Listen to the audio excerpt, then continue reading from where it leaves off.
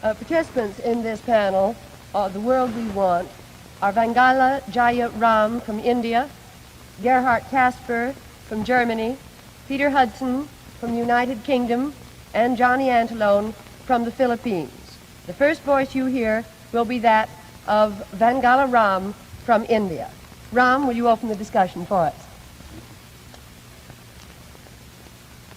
We want a world in which people can live as neighbors. Friendly neighbors preferably, but peaceful neighbors at least. Meeting here in the Assembly Hall of the United Nations, we are especially aware and we regret that our forum group does not include students from Soviet Russia. Neither, of course, does it include American students. You have been so kind to us here that the only real moment of strangeness that I can recall was during a conversation about world politics. The participants seemed to assume that the only powers worth considering in today's world are the USA and the USSR. The 32 of us come from 32 countries that bear allegiance neither to America nor to Russia. Yet our people share with your people and with the Russian people the hope that war can be avoided. Maybe some of our lands or leaders, maybe even some of us, could help to build a bridge of understanding. That is why we find so precious this chance to lay before you our viewpoints on some of the problems that are troubling us all. By the way, Ram, I assume that when you speak of some countries serving as the bridge of understanding, I assume thereby that you are defending India's policy of neutrality? Johnny, I was not thinking of India in particular, but now that you have brought it out, I might as well defend her role. The events of the past few years have made it fairly obvious that India is particularly suited for such a role. For instance, in the case of the custodianship of the prisoners of war in Korea, India has also amply demonstrated her neutral character, her independent judgment. In fact, what is neutrality? It is synonymous with independence. Oh, I disagree with you, Ron. History shows that neutrality is synonymous with dependence. If the United States hadn't been so neutral before the outbreak of the last World War, she might have gone a long way towards avoiding it. Instead, America's future became dependent on the outcome of the war in Europe, so she was forced to take sides. Peter, the very example you select refutes your own point. It is the neutrality of America since her independence and throughout her youth which has brought her to the position which she is in today. But today she is not neutral. But she is strong. Oh, but today the neutral countries aren't the strong countries. They use neutrality to justify their weakness, either because they don't want to be strong or because they're too small to be strong. And there's a third reason. Neutral countries today are neutral because they think that by being neutral today, they will be strong enough tomorrow not to be neutral anymore. You see, the big problem in Germany today is whether we should be neutral. When the war ended, we heard always the same thing.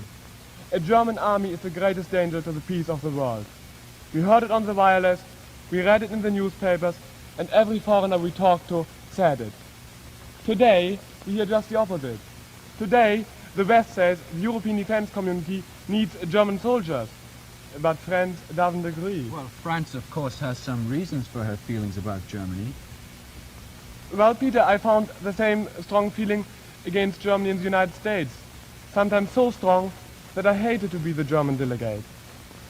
People always say the Germans haven't changed. Especially the German young people have changed. Sometimes it seems to me that in Germany, more young people than in the United States are recognizing that life is not only to drive a car and to play basketball. There's one simple reason for it. We had to see too much of war in our own country, so we are forced to recognize that we must look for the real basis of our life. Because sometimes it might be too late and we cannot wait for the adults who come and offer us something to choose. It was too late for us in Germany in 1933. So today we ourselves must look for the basis on which we can live. You see, when the war ended, we saw that people all over the world hated us because we have been nationalists. So we know that neither war nor nationalism is the answer, the solution to get better relations to other countries. And Germany needs these better relations. Well, Britain, too, has had her post-war problems of relations with other countries, but they're of a different sort. You see, we must keep a common basis of understanding with the United States. This means that realizing that each country is important to the other. You see, the very fact that the United States wasn't even discovered when we were already a world power, that makes it difficult for us to realize that America is ahead of us. Have you forgotten, Peter, that India was a world power when Englishmen were still living in caves? We hadn't discovered you then. Well, as I was saying, there are other causes of misunderstanding. You see, the American quick-fire commercial tactics, in our opinion, they're not applicable to world politics. And you become patient with us because we don't use the same tactics. Nor do you always recognize the difference in our two temperaments. Whereas the United States sees things in black and white, Britain sees the shades in between those two colors. You would solve any problem with a stroke of a pen, just like that, whereas Britain prefers to let time take a hand in the problem. There's another source of misunderstanding, and that's the inability of quite a lot of Americans to differentiate between communism and socialism. And that makes it difficult for me because I come from a welfare state. Then Britain accepts the fact of your power politically, but not emotionally. When we laugh at your overstatement, at your accents, at your witch hunting, it's only because we need some form of psychological uplift. You see, by laughing at you, we delude ourselves into thinking that we're your equals in power. Filipinos neither laugh nor smile at you Americans. However, because of America's role in the Philippines, I speak as a nation who trusts your motives, and I regret that not all Asians think as we do. However, they have a valid reason for it, and this is it. In trying to be friendly, you become aggressively friendly, and you ram your aid down our throats, and you tell us that you know better than we do how your aid should be used. That's right. The .4 aid is an example. No doubt, it is a genuine expression of the desire of America to help an economically backward country. It has helped us very much. It is also good because we have to put up matching funds ourselves, and it is therefore a truly cooperative effort. But while the principle you start off with is cooperation, it sometimes degenerates into control. For instance, you do not allow .4 money to be used for capital goods, even though we should want it, even though it should be desirable for us. That makes us wonder sometimes whether America wants us to be perpetual customers of theirs and not producers ourselves. Now, just a minute. Let us not generalize, Ram. That is not true in the rest of Asia. America has set up producers' industries in the Philippines, Indonesia, in Burma, and in many parts of Europe as well. Hasn't she, Gerhard? I think you are right, Johnny. She helped us in Germany to build up all our industry. But even more important, the United States is working with us to get a European Union. England, on the other hand, says that she's in favor of it, but doesn't want to be involved. Now, Britain favors a European Union, but not at the cost of her Commonwealth strength. She hasn't joined herself because a European government would necessarily have more French, German, Italian, and other continental representatives than British. The result would be that British policy would be dictated by a distinctly non-British government. I should like to ask Ram this. If Germany and France can solve the South problem by Europeanizing it, could India and Pakistan find a similar solution to the problem of Kashmir? It's very sweet of you to suggest it, but my answer to your question is a straight and simple no. Anyway, the suggestion is irrelevant. Europe already has the basis of a political organization. Asia does not. I wonder why not. Do we Europeans have more in common than Asian peoples do? The Europeans, through their imperial policy of divide and rule, have done their best to make us forget what we had in common. But now we have got rid of them. The very fact of a common colonial background gives to us Asians much in common. We are all backward economically and industrially, weak militarily. We share a common philosophy of non-violence. And most of all, we share a common enthusiasm for our freedom. And we all feel that at this young stage of our independence, to enter into a world struggle would be to lose the freedom it took us so long to get. It'd be very interesting to know what you think about the admission of China into the United Nations. I know that Chin Tai Kim, the delegate from Korea, says a very definite no. I disagree completely. It is inconceivable to think of the United Nations without China. A world organization that ignores a bloc of 400 million people is not representative. And without China, there is a danger that the UN may degenerate into an AAS. By that I mean an association of American satellites. If Russia is in the United Nations, I wonder why not China? The Soviet Union is there, and therefore China can also. Moreover, the admission of China would lessen the danger of war, for then she could take part with us in the peaceful alternatives to war, which are discussion, mediation, and arbitration. I disagree with both Ram and Kim in part. I do not believe that we should deprive ourselves of a bargaining point, and therefore I feel that China should not be admitted into the United Nations unconditionally. If she must be admitted, let us get something in exchange, like unification in Korea and the promise there of an election under UN auspices. Well, the Korean delegate says that free elections in Korea wouldn't be possible. Anyway, he says that the admission of China to the United Nations would be immoral. I admit its immorality, but this is no time now to discuss and split infinitives and discuss the fine hairs of philosophy. We must be realistic and face facts, and we in Asia must look to the future. Now it comes to me that I find it strange that you Americans think that most Asians are bound to the past. In a sense, I suppose we are. But what I admit that what struck me most about you Americans was that you discuss the future as if you think there will be one. I appreciate this especially since I come from a generation in the Philippines that is working for the future. We are one of the few countries in Asia with a young leader. Under President Magsaysay's policies, we have no past to bind us. You know how we solved the communist problem in the Philippines? By turning communists into capitalists. By giving communist people schools and land which they could call their own. That is proof, I think, that new leaders can find new solutions to old problems. Prime Minister Nehru may not be young in years, but India as a nation is young and full of vigor.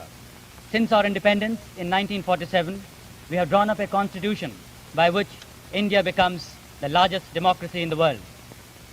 And though we have 75% illiteracy, in our general elections 3 years ago, a greater percentage went to vote than in America's highly literate and experienced democracy. And even our women play a more important role in the public life of India than in any other country. We have more women in our parliament, more women ambassadors and provincial governors, more women in our cabinet than in any other country. And even the President of the United Nations is an Indian woman. Well, Ram, the only reason Britain stayed in India so long after she started wanting independence is that we doubted your ability to govern yourselves. And I admit, we got the shock of our lives when you did make a go of it in such a short time. Is it possible that you're making the same mistake in Africa? Well, it depends very much on which part of Africa you mean. If you mean West Africa, then possibly we are. And if Kitty, as we call him, is a representative of the coming generation in the Gold Coast, well, I think we don't need to have any fears of letting them take their own government into their own hands. But, Ram, if you're talking about Kenya, then I think if we walked out and left Kenya to the Mau Mau, there'd be a reign of terror. But an interracial council has been set up in Nairobi a few days ago, in which an African holds a portfolio for the first time in any British East or Central African territory. Peter, I was thinking less of any particular area than of the general principle involved. In order that our suspicion of the West completely disappear, the last relics of colonialism in the world must disappear. As an addendum to that, I'd like to say that here in the United Nations, we have a trusteeship council which is charged with the duty of taking over colonial areas. This answers effectively the excuse of most colonial powers today, that the reason they are where they are is that the people they govern do not know how to govern themselves.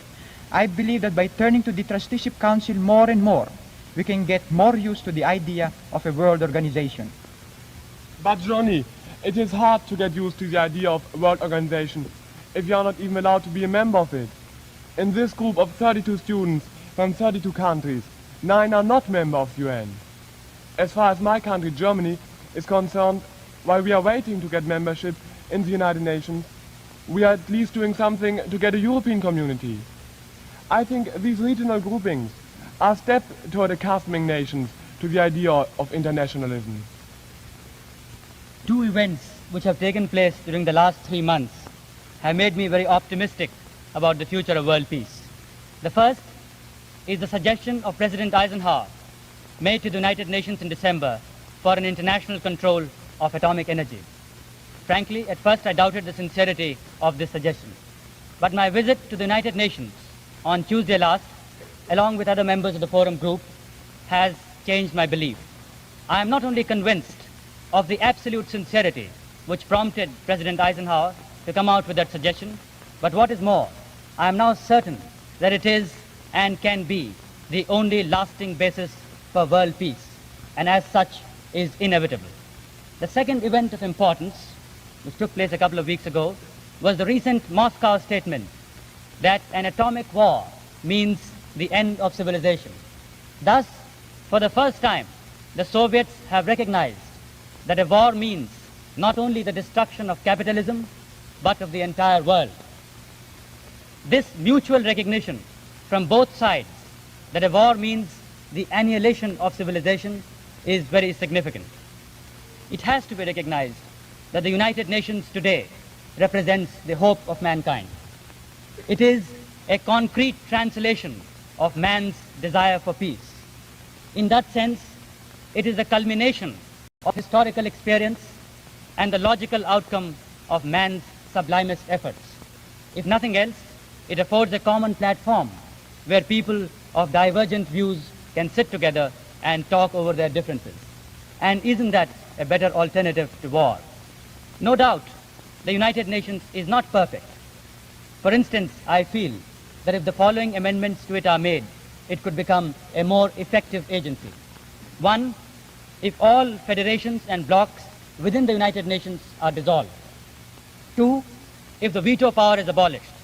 3, if all independent nations are made full and equal members of the United Nations through their real governments and not through imaginary ones. 4, if there is representation on the basis of population. This, of course, would mean that the white people would be greatly outnumbered, a fact which has to be faced sooner or later. Asia has now a more important and decisive role than the power blocs want her to have. This is the time that the Asian nations must combine by having a common policy of independence in world affairs. No Asian nation must allow herself to become a satellite either of America or of Russia. No one but Asia, through a joint endeavor, can avoid a world war. By aligning themselves with one of the power blocs, an Asian nation risks her independence, and such an alignment also represents an explicit expression of a desire to fight. But that is not what the people of Asia want now. They are young and need to develop themselves economically to a full stature and not engage in a world struggle. If possible, Asia will do her best to avoid a world war. If not, she will try to keep out of it. The conflict today is not between communism and capitalism, or between totalitarianism and democracy, or between freedom and slavery. The conflict really is between the haves and the have-nots, between the few who have plenty to eat, who live in good homes, who are educated, who have medical facilities, and between those millions and millions of people in Asia and elsewhere who do not have enough to eat, who are unemployed, who sleep on road pavements, who are denied the chance of going to school, and who have no means to defend themselves against disease. And much of this due to hundreds of years of colonial domination. This maladjustment of human relations cannot be the permanent and lasting basis of world peace.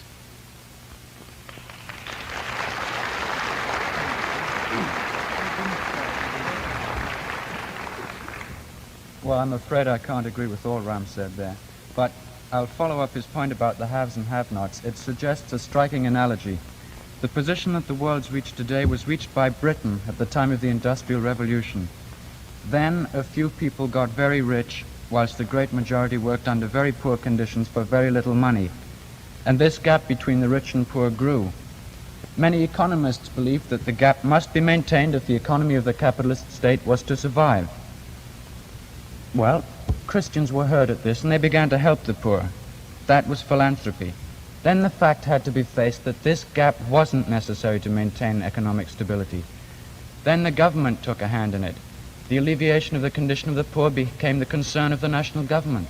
An income tax was introduced to better the conditions of the poor. And to meet the cost, men with certain incomes contributed to the government towards that income tax.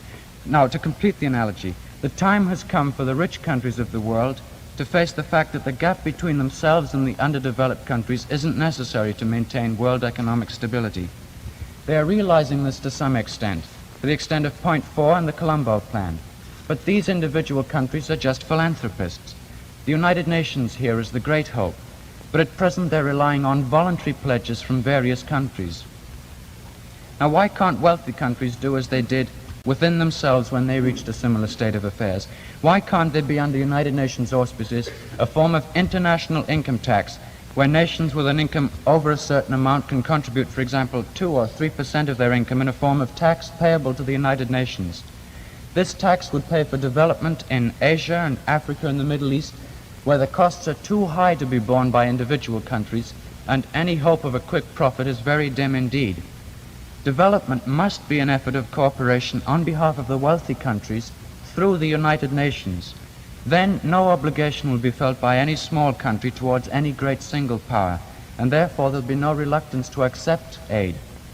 Like national income tax, it'll become both an act of self-interest and at the same time of justice. I like what Peter says. Income tax always touches me in a very tender spot. And when an Englishman speaks of paying out money, then things can be as bad as they seem. Usually, whenever I discuss with people the kind of world we want, they astonish me by describing an utopia without cares. They tell me of a world where a man can lounge around with a pipe in one hand and a book in the other. As for me, I like this world. I like the strivings and the plans of this particular century, for it makes me feel like being a part of a wonderful and exciting experiment. I marvel that not everyone realizes how fortunate he is to be alive today. Here we are on the threshold of realizing a communion of nations.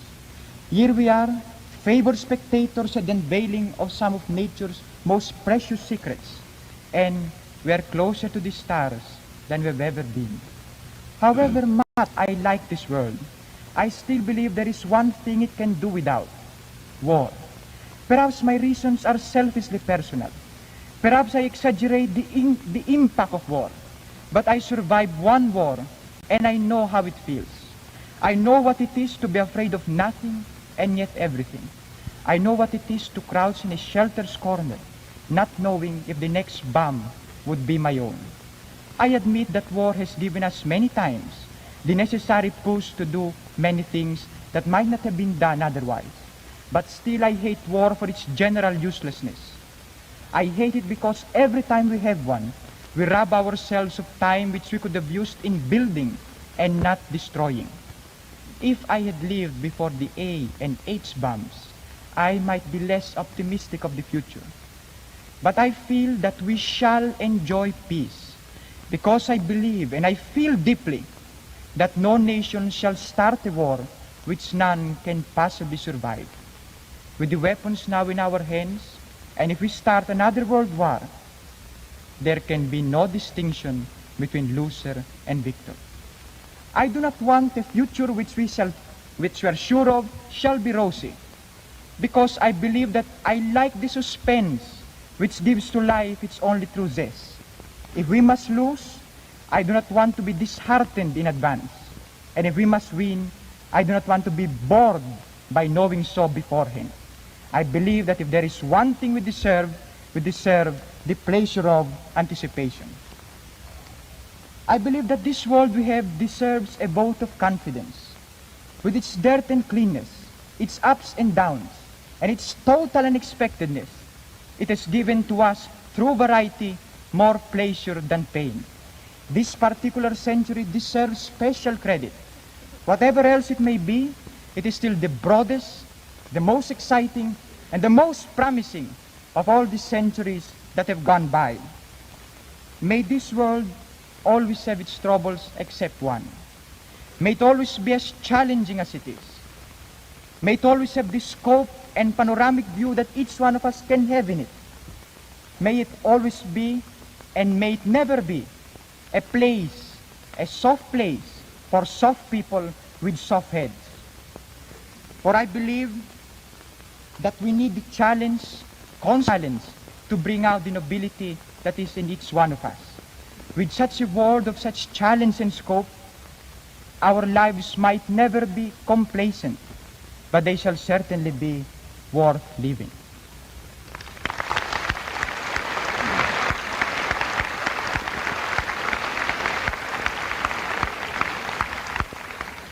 Johnny says he likes the world as it is, a very interesting world full of problems which we can try to solve. I must say, there are students in Europe the same age as Johnny and me who don't think that way, because they are not free, because they aren't allowed to discuss and solve the problems we have. Until these problems are solved, we don't have a life that is worth living. In America too today, I think you have problems you should solve quickly. Many people in America don't see the danger that freedom is in today as well as somebody coming from the outside. You fear American communists, but you also should really fear people who try to save you from these communists. I'm told the last years of the Weimar Republic, Hitler got power because he frightened the people by the danger of communism. And the people followed him to be saved from communism. And while we were not seeing what we were looking at, he took our freedom away. I like the United States, a country of freedom and of problems, because your problems prove that you are free. And that is one of the most important facts I will take back with me to my country.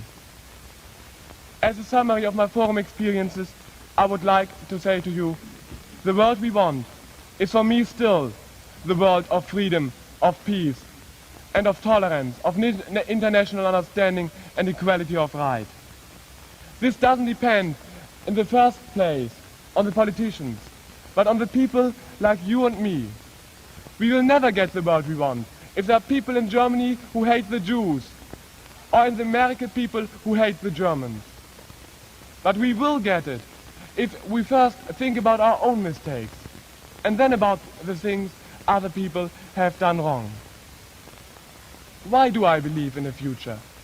Because it was possible for me, as a German, to be together with the Israeli delegate during Brotherhood Week in the United States, as a German who's together with a very good friend. As long as young people have this opportunity, we must believe in the future, because the day will come, we young people will take over governments. This sounds optimistic, very idealistic, but I'm sorry, I believe in it.